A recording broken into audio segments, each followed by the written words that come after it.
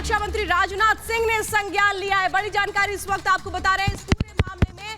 अब रक्षा मंत्री राजनाथ सिंह जिन्होंने संज्ञान लिया है, सीएम गहलोत से ये मामला सुलझाने के लिए कहा है। ये कहा गया है अब अशोक गहलोत को कि कम से कम इस मामले में वो क्या संभव हो सकता है, इस मामले को वो सुलझाए। जिस तरह से पूरा मामला सामने आया था, उसने कई सवाल खड़े किए थे।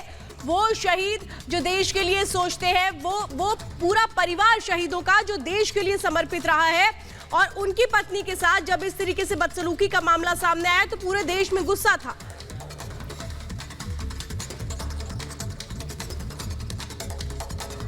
और हमारे साथ इस वक्त पीयूष औरी हमारे साथ जुड़ चुके हैं। पीयूष, सीधे सीधे अब रक्षा मंत्री ये कह रहे हैं अशोक गहलोत से कि भाई इस मामले में संज्ञान लिया जाए, इस मामले को सुलझाने की तरफ कोशिशें की जाए। अब मामले माने ये मामला जो है ये सुलझेगा, न्याय होगा शहीदों की पत्नियों के साथ।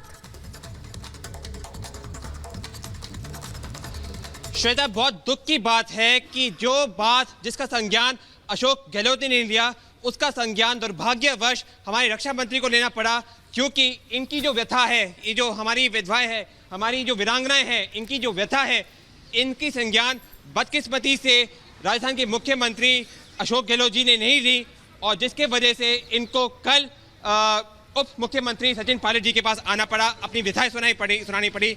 लेकिन क्योंकि उनको असली आश्वासन नहीं मिला, इसलिए वो अभी भी धरना कर प्रदर्शन कर रही है, जिसके वजह से अब हमारे जो रक्षा मंत्री है राजनाथ सिंह जी, उन्होंने इसका संज्ञान लिया है, और अब वो अशोक गहलोत जी जो राजस्थान के मुख्यमंत्री हैं उनसे बात करेंगे। अब ये देखना अति आवश्यक होगा कि क्या इस बातचीत के बाद इनकी व्यथाएं, इन वीरांगनाओं की व्यथाएं पूर्ण तरह से समाप्त होगी या नहीं, क्योंकि ये हमारे लिए, हमारे देश के लिए बहुत ही दुर्भाग्यपूर्ण जैसी स्थिति है कि वो वीरांगनाएं। लेकिन पीयूष, अगर केंद्र इस पर संज्ञान ले रहा, खुद रक्षा मंत्री इस पर संज्ञान ले रहे हैं, अशोक गहलोत का अभी तक क्या स्टैंड है इस पर? उनकी तरफ से कुछ कहा गया है? और वहां जो लोग मौजूद है पीयूष, जरा उनसे भी बात करिए, वो क्या कह रहे हैं अब इस पूरे मामले पर?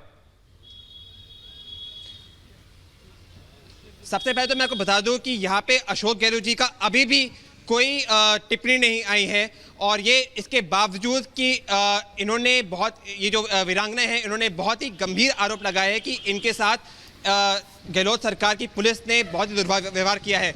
मैं कोशिश करूंगा कि मैं आपसे यहाँ पे कुछ लोगों से बात करवाऊं ताकि आपको पता चले कि यहाँ पे मूड क्या है।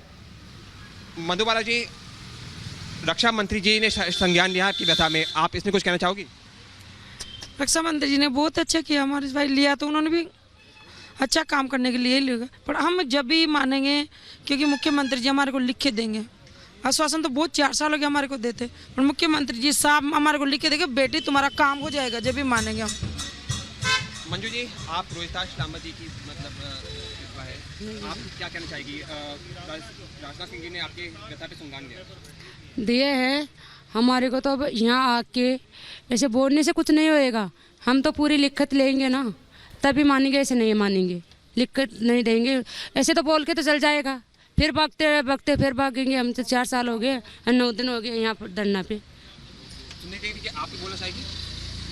हमको सब लिखावट दे देगी, जब मानेंगे हम, इतनी नहीं मानेंगे हम।